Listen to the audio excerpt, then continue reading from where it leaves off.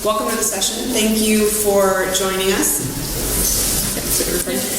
Most of the discussion that we're going to have today really centers around how we use data and analytics to drive better procurement decisions and sourcing decisions. And you've heard a lot of the discussion today around big data and optimization and doing a lot more analytics. And that's happening in our supply chain business and our operations. And how do we push that back through procurement to make procurement and sourcing to make better decisions? So before we get started in the demo, I wanted to share a couple of slides just to provide context. So Jerry Yang is actually the founder of Yahoo and said this 10 years ago, which is interesting if you think about Yahoo and Walmart and Google and all of these companies that have been sort of harnessing data for the last decade.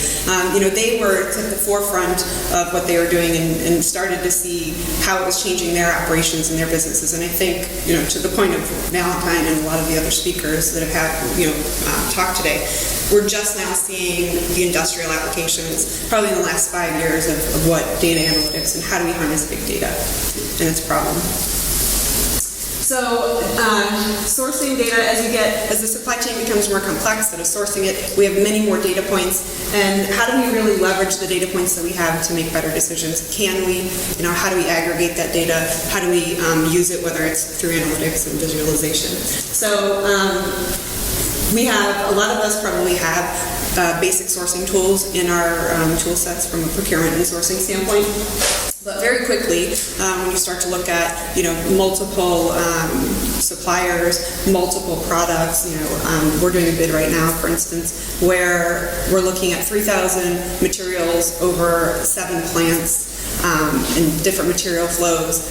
We're looking at primary plus alternate, approved manufacturers. And so when you start to get all that data together, that example that I just shared has over 500,000 data points. And so it gets really, really quickly, it outgrows the basic e-sourcing applications that are in today's market.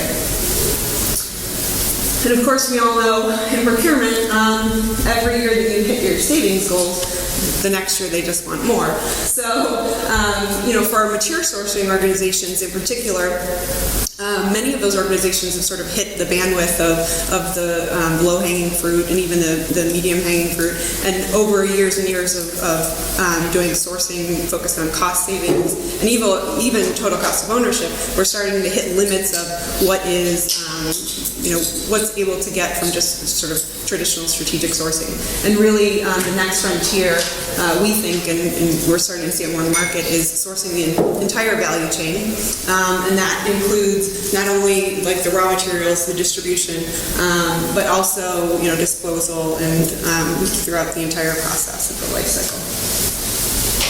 So today, I want to take through 2 illustrative examples. We'll do in PowerPoint, and then I'll jump into the solution.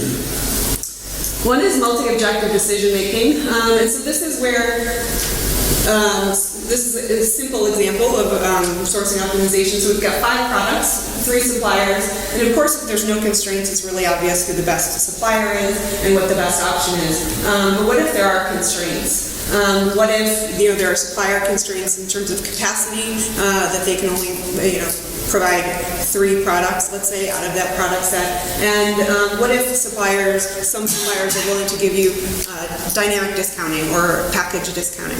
And so this is actually a very simple example. So anybody want to sort of take a shot at the mathematics and what they think the best solution would be? Antonio, no?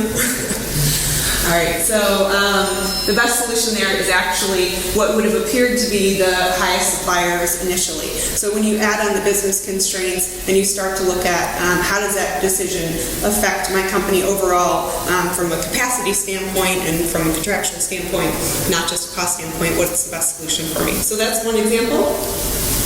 Another one is supply chain tendering. So more and more, I think, clients of ours in particular, people have looked at total landed cost for a long time, but we're starting to see more companies think about how that impacts their production and modeling how they're handling production as part of the supply chain process. So let's say You've got 3 flows today of products in raw materials. Some logistics if you're coming from flow 1, for example, the raw material coming from a supplier may have to go through ocean and in like an inland leg before it arrives at the production facility. And so in today's environment, we know what those flows are supposed to be, but if we actually take those things to market at the same time, if we go to market on raw materials, we go to market on logistics at the same time, and we know what our production demand and our forecasts are, we can actually look at the optimal solution flow differently without modeling just what we have historically and really model what we should be doing. So those are a couple of just context slides, and then I'll get into the demo. So this is Alamica's new sourcing optimization solution.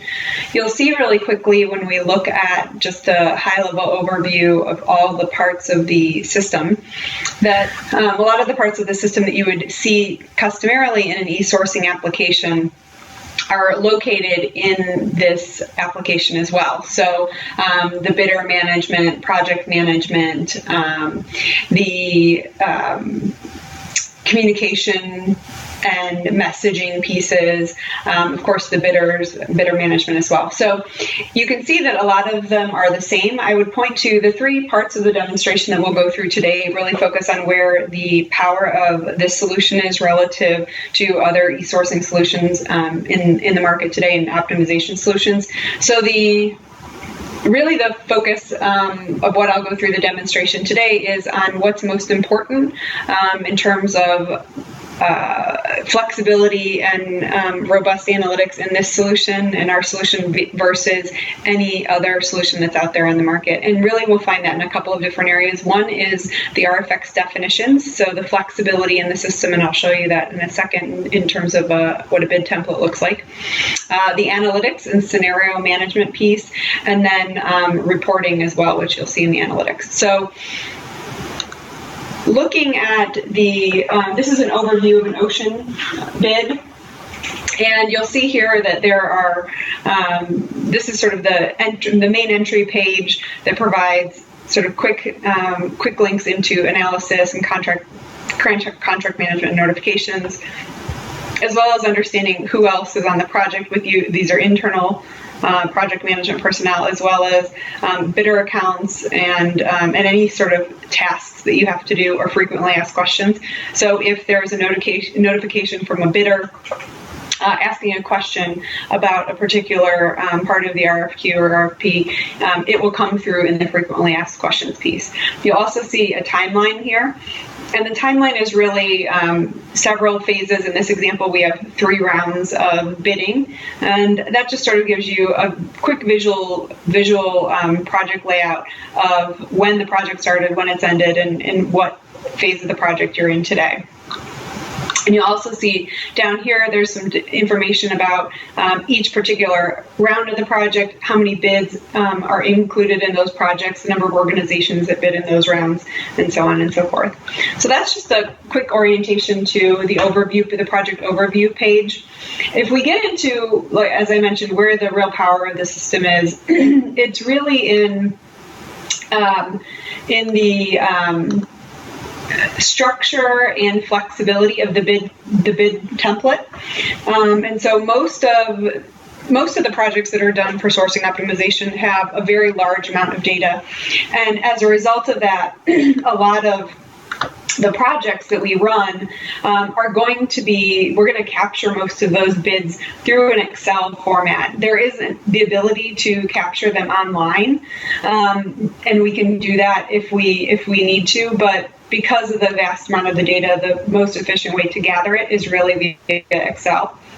And so you'll see here where we've got all of the columns labeled in terms of the information that we're sending to the bidders, and then the other sections represent the parts of the bids that are going to be filled in by the bidders. Really, the most important thing here is to note that this is completely a flexible template.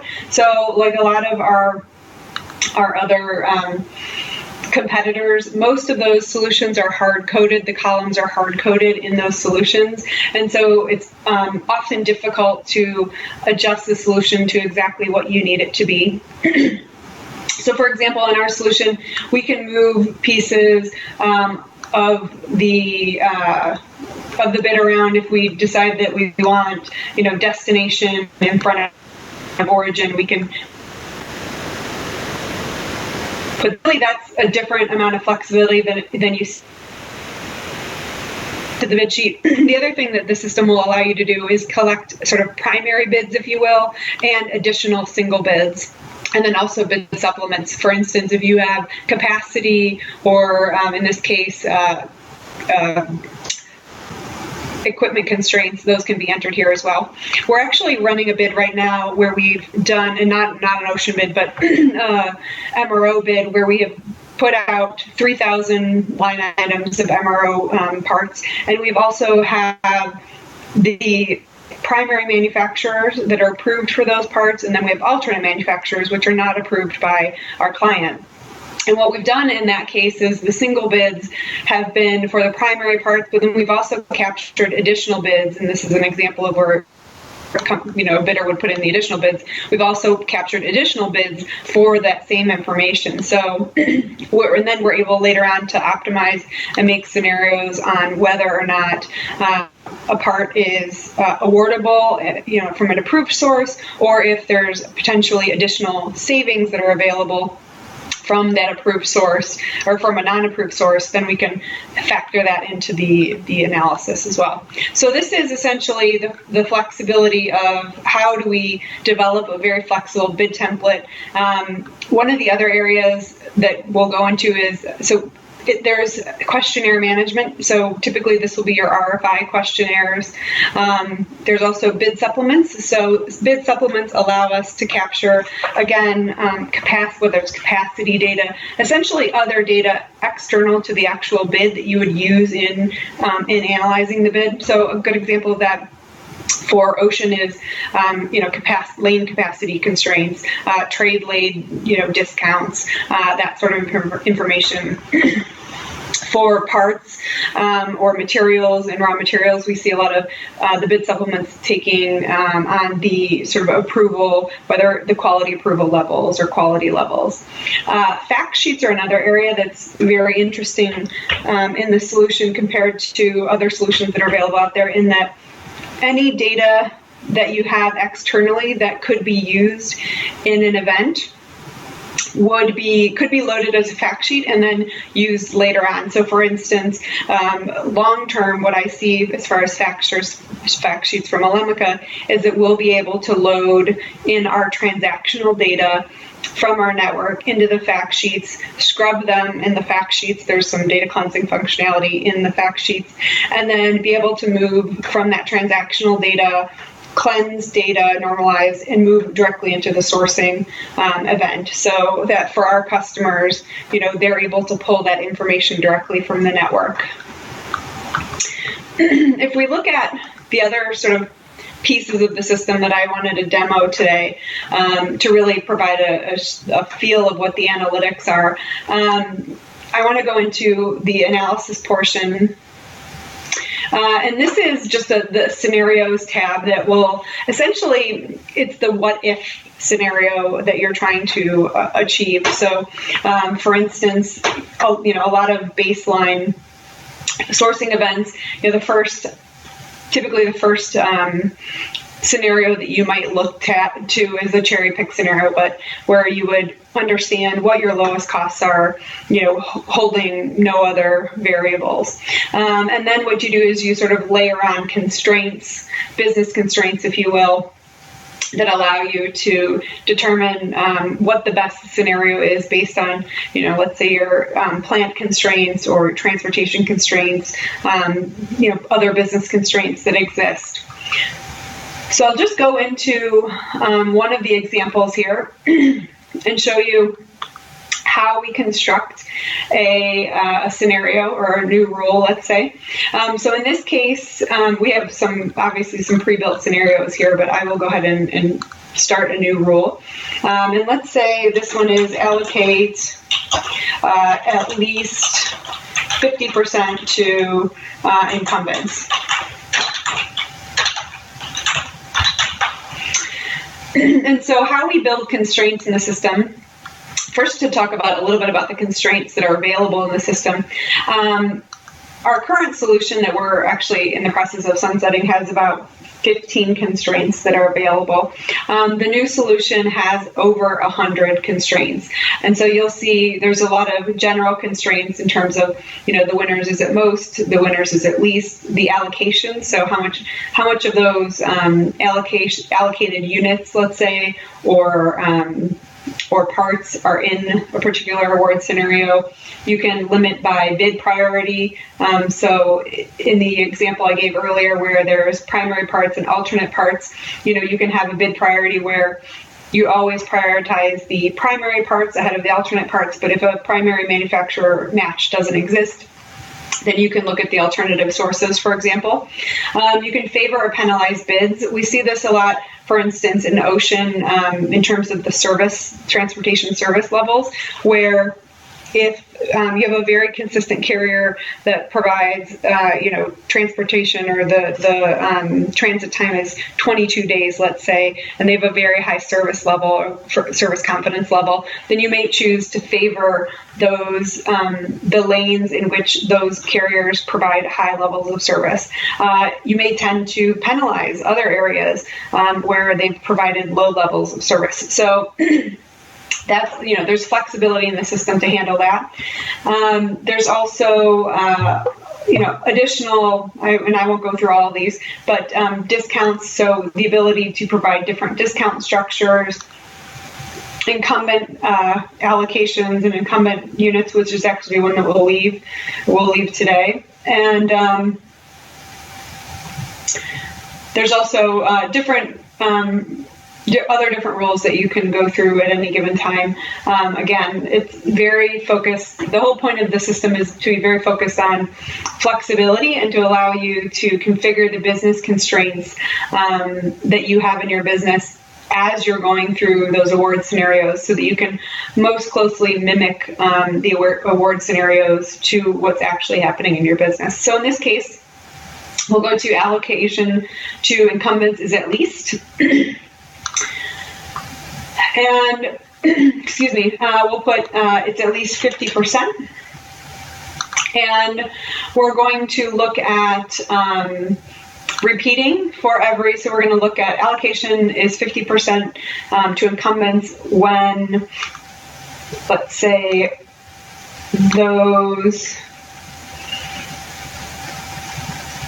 let's say destination country, in areas where the destination country is equal to Brazil and the US, let's say.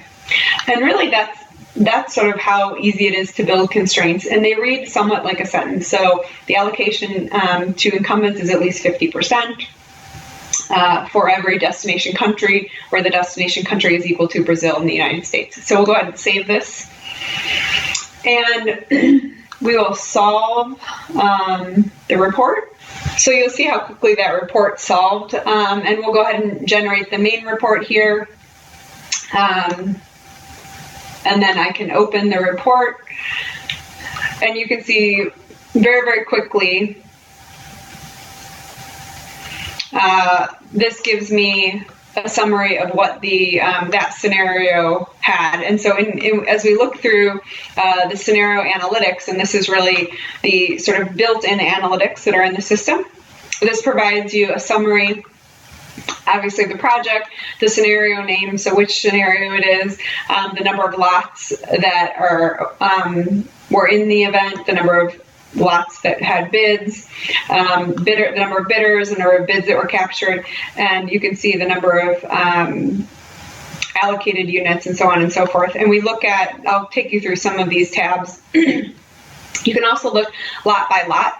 So these are lanes, how many bidders are on that particular lane, what is the highest cost for that lane, what is the lowest cost for that lane, and you can see the savings that are on that particular lane, the number of suppliers.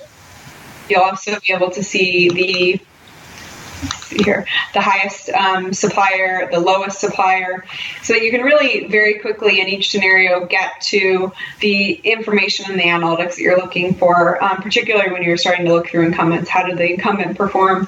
And again, this is another view here where we have the number of bids per lane, the lowest bidder, the second lowest bidder, the highest bidder, what the average number of bidders are, and then also for each bidders, the distance that they are to the lowest price. So this is helpful when you look at how competitive, these are very competitive lanes where you've got 3 or 4 or 5 bidders in particular, and then you'll see other lanes where there's just a single bidder for that lane, and so obviously you have less leverage in that place. It also provides bids that are missing historic pricing. So this is essentially cases where demo bidder 8, for example, is the incumbent for this lane and did not bid. So that provides you just a really quick glance at how many incumbent suppliers have not provided pricing against those incumbent lanes.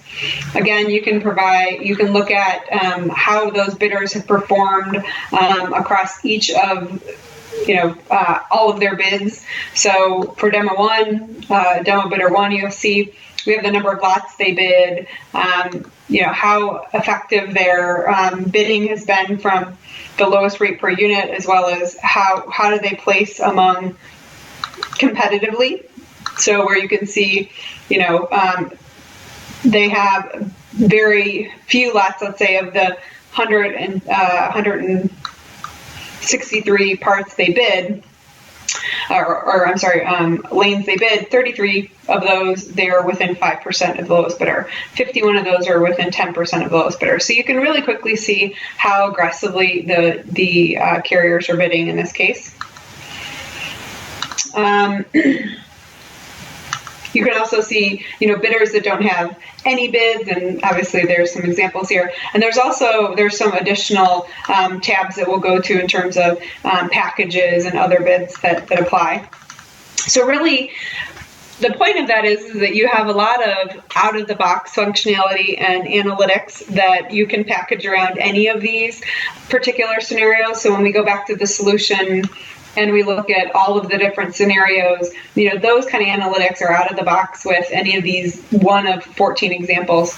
So that's really out-of-the-box reporting that exists in the solution that you can do for any one of the scenarios. You also have the ability to customize that out-of-the-box reporting. So the file that I just went through, there are a couple of tabs in there that we typically don't use in our analytics, and we've pulled those out of our custom reports. So essentially you can customize those reports and template them in the system and use them project to project to essentially make sure that the analytics that you're reporting on for each scenario is what you really want the data to be. And I'll go through a couple of just quick reports. So for any scenario that we have here, we also have the ability to do very quick reporting off of those. So you'll see we can generate reports, and these are reports that we've created, and we can create them in Excel. We can create sort of grid charts, which are Tableau-like, and I'll show you one of those in a second. And we can also look at Google Earth, which I'll get to later. So in this case, we can report against the bid analytics. So we have the ability to report off of just the bids that the suppliers have provided.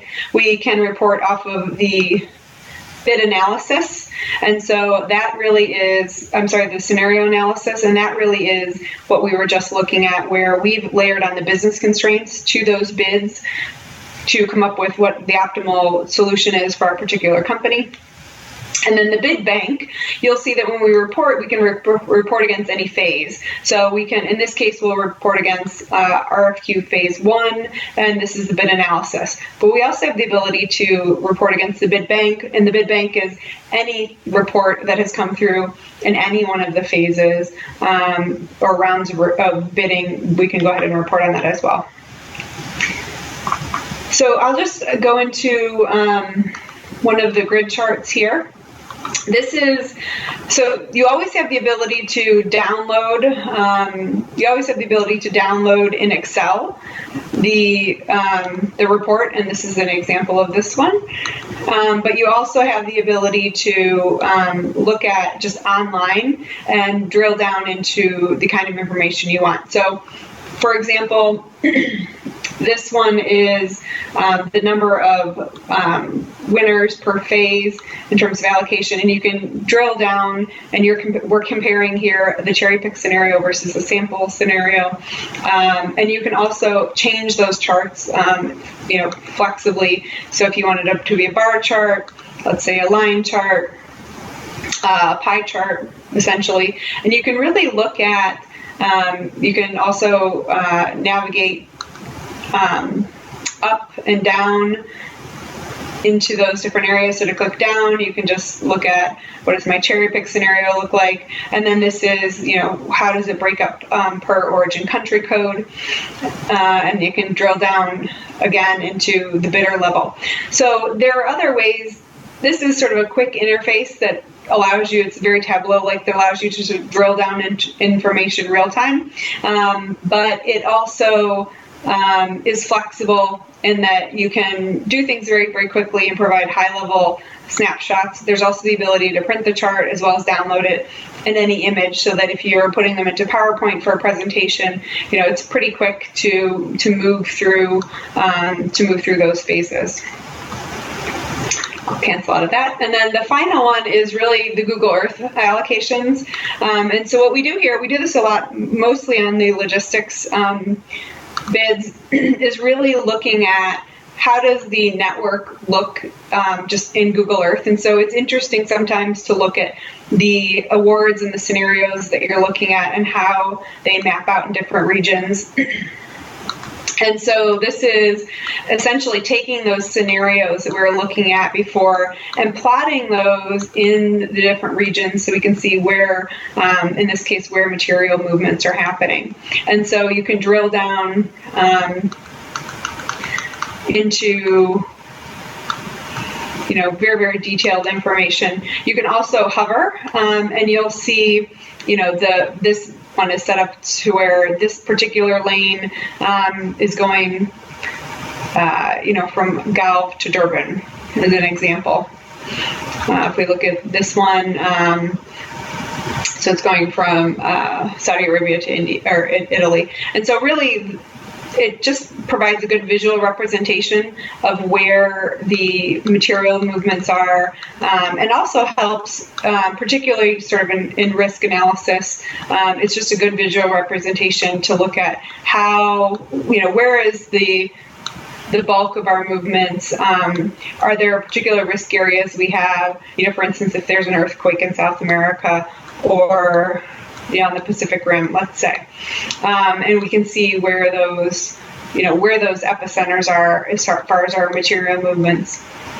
So really, that covers most of the areas that I wanted to go through in the solution, to just provide an overview of where we feel the strongest parts of our solution are. Of course, it does all the basic information and the basic bidding that you would see in any sort of general e-sourcing solution, but from an optimization standpoint, it's very, very powerful, highly configurable, and allows you to really spend less of your time doing analytics and more of your time working on the strategy work.